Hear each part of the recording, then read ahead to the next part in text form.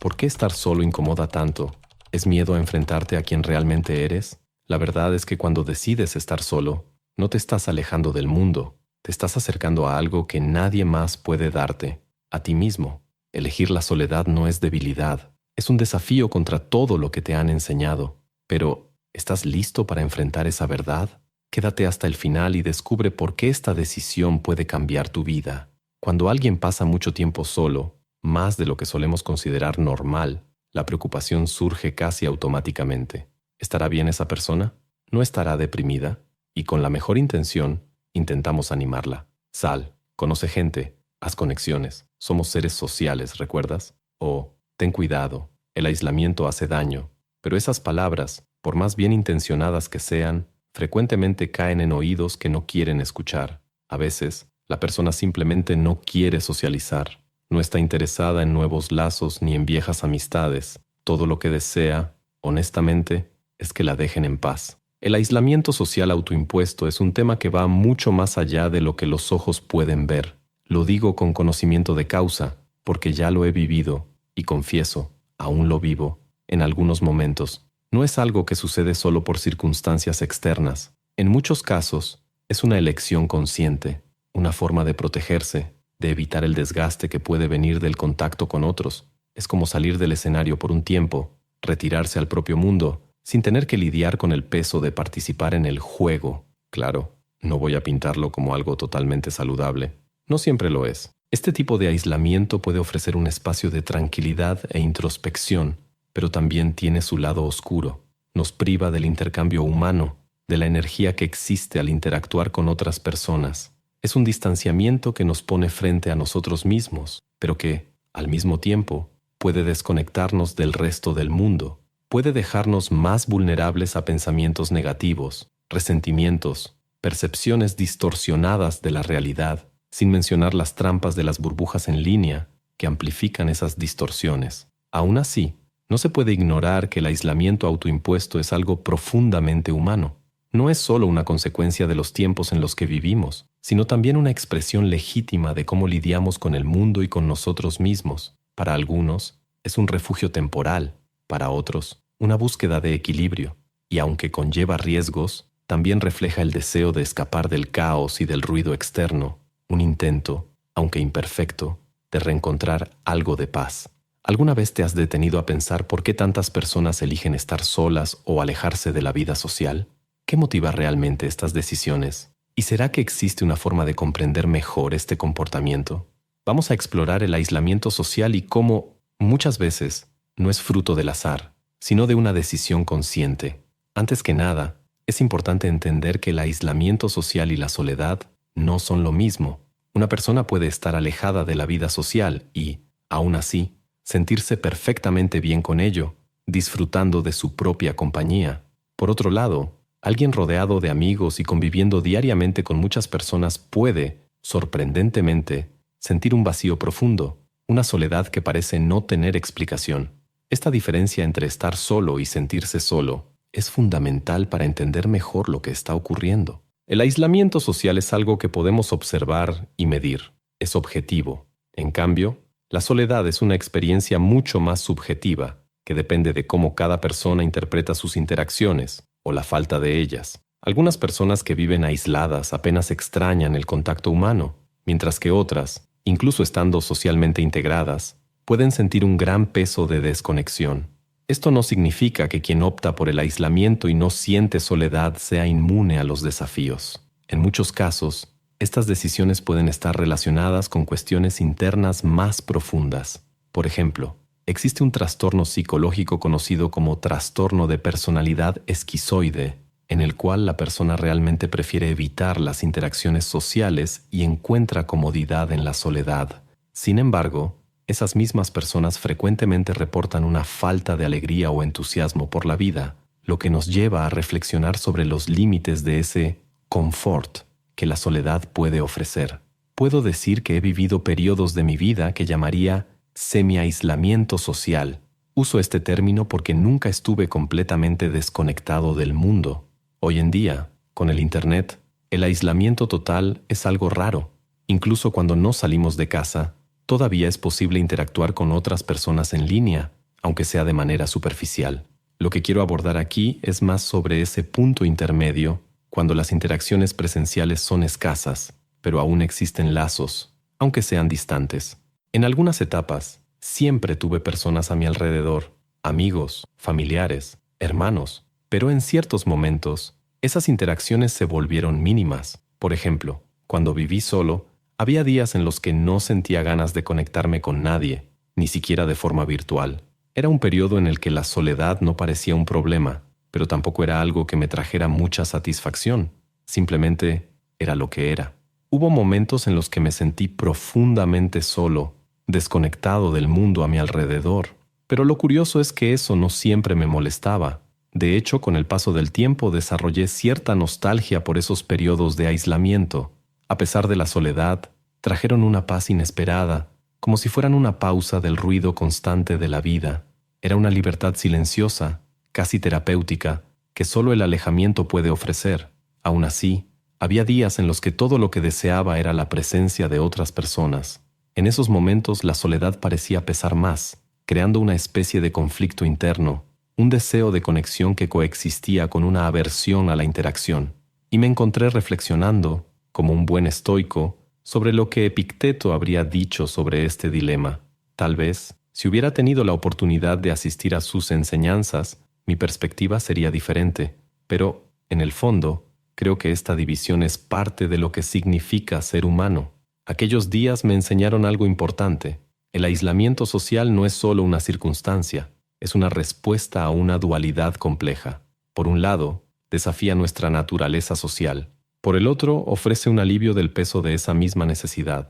Era como si deseara y al mismo tiempo evitara estar en contacto con otras personas. Curiosamente, durante este periodo, percibí una solidaridad silenciosa con el resto del mundo. Por primera vez, no estaba solo en mi soledad.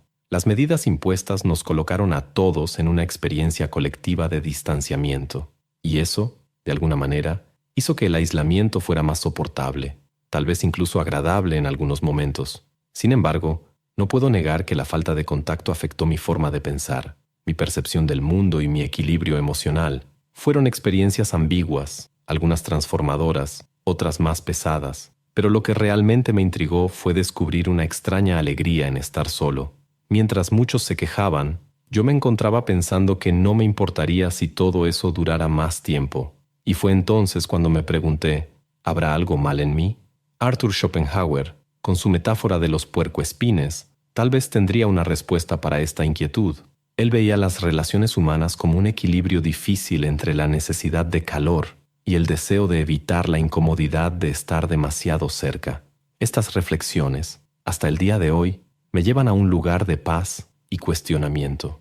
El aislamiento me enseñó que por más que la soledad a veces parezca pesada, puede ser un camino para descubrir quiénes somos realmente cuando el mundo exterior se calla.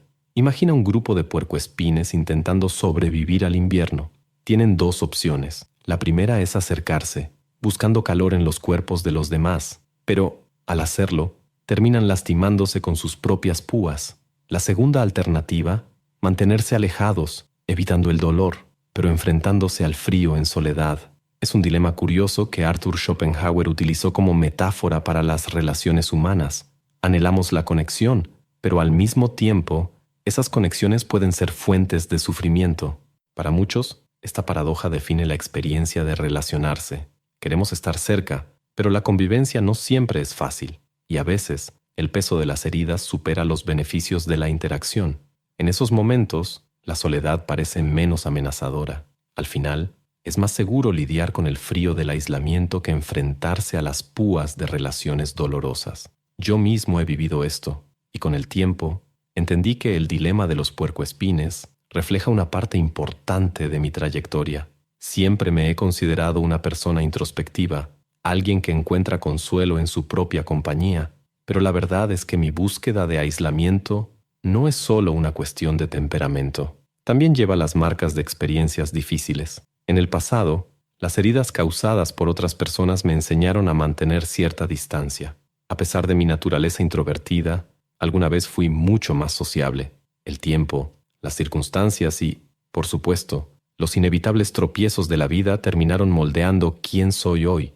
Esta tendencia de buscar la soledad debido a heridas emocionales no es algo exclusivo mío. Es un comportamiento común, muchas veces silencioso, pero profundamente humano. Recientemente, mientras leía los libros semi-autobiográficos de Charles Bukowski, me impresionó cuánto me identifiqué con el personaje principal, Henry Chinaski. Chinaski es un hombre que carga con el peso de sentirse fuera de lugar. Su vida está marcada por la monotonía, el rechazo social y una especie de desconexión con el mundo que lo rodea. Recurre al alcohol, tanto como un alivio emocional como una forma de soportar la convivencia social. Bukowski, en su vida personal, era conocido por preferir la soledad y un círculo muy reducido de amigos. Cuando le preguntaron si odiaba a las personas, respondió: «No las odio, solo me siento mejor cuando no están cerca». Esta frase resonó profundamente en mí. No es que rechace a las personas, pero la tranquilidad de la soledad, a veces, parece una alternativa más segura. Además, este deseo de aislarse no surge únicamente de experiencias dolorosas o traumas. También puede estar moldeado por contextos sociales y culturales. En Japón, por ejemplo, existe el fenómeno de los hikikomori, personas, en su mayoría jóvenes, que eligen vivir completamente aisladas de la sociedad. Para muchos, es una respuesta a las presiones sociales extremas y a la sensación de no encajar.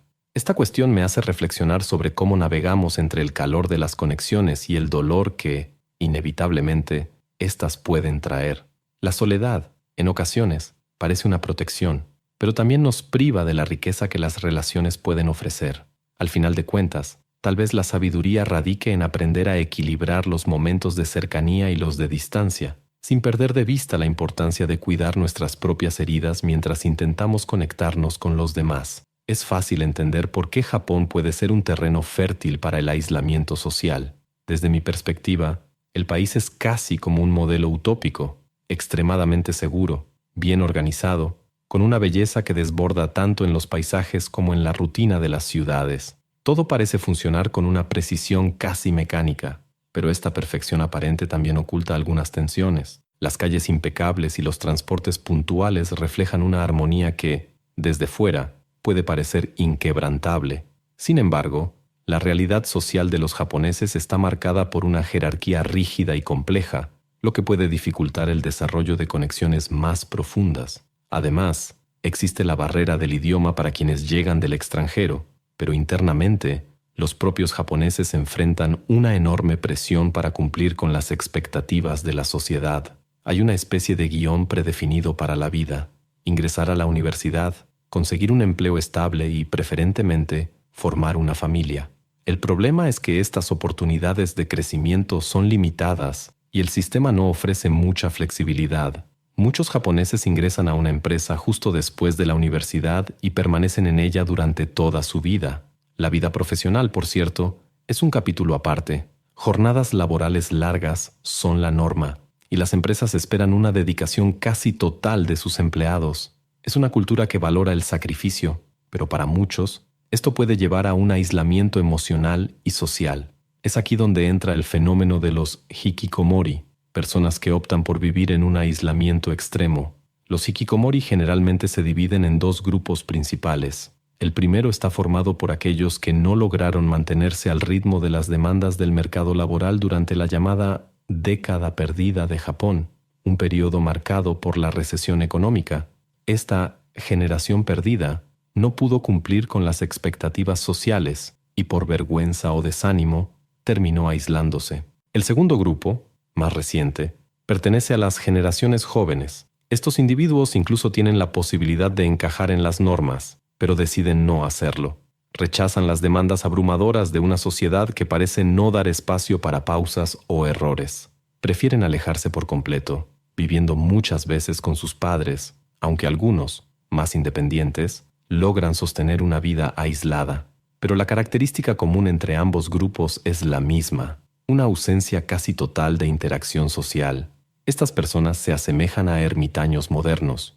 No están escondiéndose del mundo físico, sino de las relaciones humanas que lo componen. Y curiosamente, este comportamiento no es tan ajeno a la naturaleza humana. A lo largo de la historia, siempre ha habido individuos que eligieron la soledad como modo de vida, desde los padres del desierto hasta los sabios taoístas, la idea de buscar refugio en uno mismo es antigua y para algunos incluso esencial. Los estoicos, por ejemplo, aunque enfatizaban la importancia de participar en la vida pública, también reconocían el valor de estar solos. Epicteto decía que una de las mayores habilidades que podemos desarrollar es la autosuficiencia, la capacidad de dialogar con uno mismo, así como Zeus reflexiona y encuentra paz en su propio gobierno. Nos invita a aprender a conversar con nosotros mismos, sin depender de los demás ni de la necesidad constante de estímulos externos para llenar nuestro tiempo. Los momentos que pasé solo no siempre fueron fáciles. Hubo periodos en los que la soledad pesaba como una carga difícil de llevar, pero, poco a poco, me di cuenta de que estar solo también puede convertirse en una oportunidad valiosa. No una huida, sino una oportunidad para conocerme mejor, para ver con más claridad los rincones más profundos de mi alma. Hubo épocas en las que la ausencia de personas a mi alrededor se convirtió en un problema real.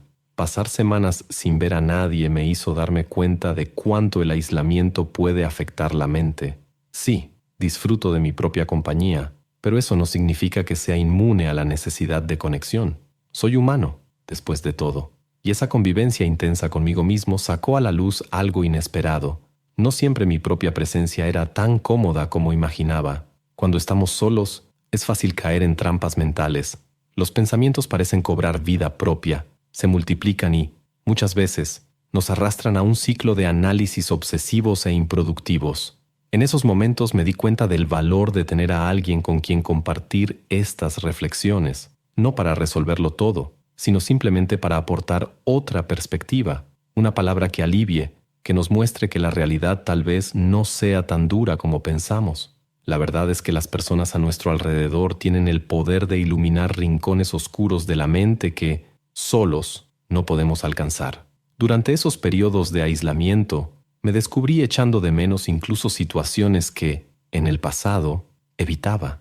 El antiguo trabajo, las reuniones que consideraba aburridas, las conversaciones casuales, todo eso de repente parecía menos molesto y más valioso.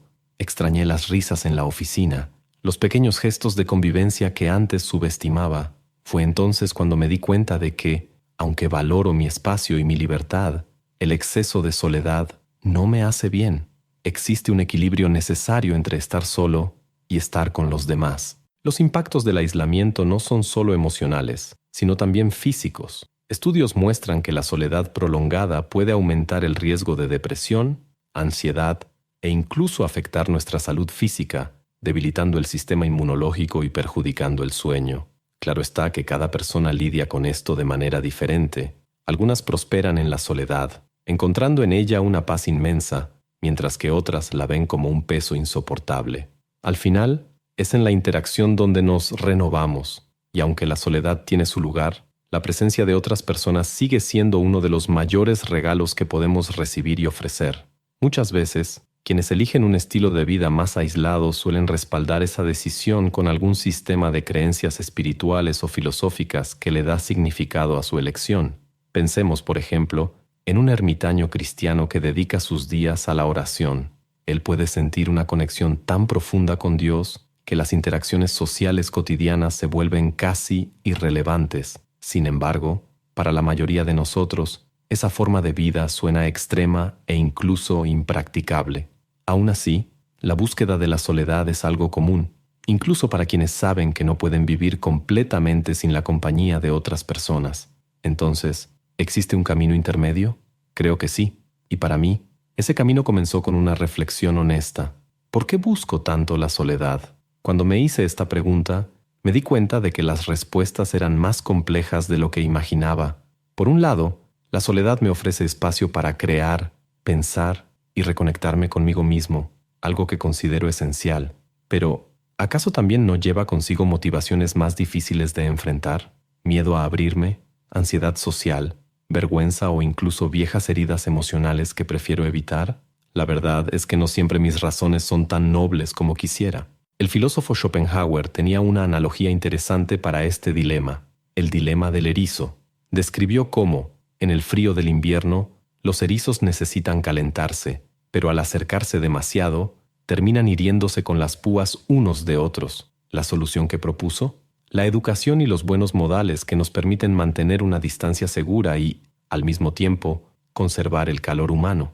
Pero, como el propio Schopenhauer reconoció, este enfoque es limitado, porque la necesidad de una conexión genuina nunca se satisface completamente de esta forma. Entonces, ¿qué hacer? ¿Aceptar el riesgo de salir herido? ¿O cerrarse por completo, tolerando solo interacciones superficiales que drenan nuestra energía? En mi experiencia, el equilibrio viene de una combinación de selectividad y creatividad. Aprendí a elegir mejor con quién paso mi tiempo y a valorar los momentos significativos, por pequeños que sean. Al mismo tiempo, me desafié a explorar nuevas formas de socializar. Por ejemplo, comencé a trabajar en cafeterías, viajar y conectarme con personas locales. Aunque la convivencia social consume mi energía en algunos momentos, también puede renovarla y a veces incluso curarla. Después de un periodo en el que me siento emocionalmente bloqueado, estar entre las personas correctas hace que la vida vuelva a fluir. Es como si el movimiento de la interacción desbloqueara algo dentro de mí. Una de las grandes ventajas de mi trabajo como creador de contenido es la libertad geográfica. Esto me ha permitido encontrar formas de socializar que realmente tienen sentido para mí. Pero sé que no todos tienen esa flexibilidad. En ese caso, alternativas como trabajar en espacios compartidos, bibliotecas, cafeterías o usar Internet para conexiones genuinas también pueden ser transformadoras. La cuestión no es elegir entre la soledad total y una vida social intensa. Se trata de encontrar, en medio de todo esto, lo que tiene sentido para ti, sin ignorar tus propias necesidades y límites. La clave está en ser honesto contigo mismo, buscando compañía y silencio en la medida adecuada y permitiendo que ambos tengan espacio en tu vida. Aunque estas alternativas no reemplazan por completo el calor de un encuentro presencial, aún ofrecen un buen nivel de conexión social, algo que en muchas ocasiones puede marcar una gran diferencia. ¿Pero será que existe una solución definitiva para el aislamiento social? Tal vez. La más directa sería salir de casa y estar entre personas. Sin embargo, el tema va mucho más allá de eso. El aislamiento es un fenómeno complejo, con raíces profundas en experiencias individuales. Cada persona que enfrenta la soledad lleva una historia única, y no hay una fórmula universal que funcione para todos. Algunas personas, por ejemplo, anhelan interacciones sociales, pero están bloqueadas por traumas o por la ansiedad que las paraliza. Otras se sienten cómodas con un nivel mínimo de contacto, encontrando sentido en la soledad. Es aquí donde ideas como las de Schopenhauer pueden resonar, pues aceptan la diversidad de las formas de estar solo. Y claro, hay infinitas matices entre esos dos extremos. Además, es importante recordar que nuestra necesidad de estar solos o acompañados no es fija. Cambia con el tiempo, con las etapas de la vida e incluso con nuestro estado emocional.